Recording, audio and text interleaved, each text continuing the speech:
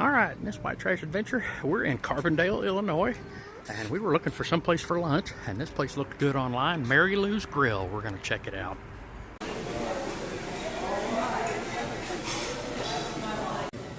Looks like they got all kinds of good stuff here.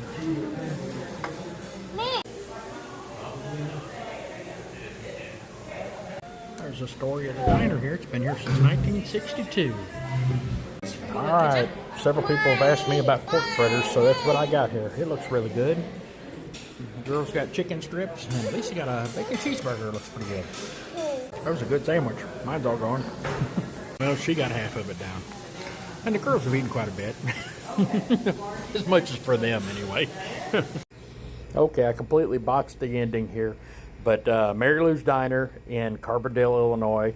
My sandwich was great. The girls loved their chicken strips, and Lisa loved her burgers. So, yeah, if you're in the area, get in there and check it out. It's a great place.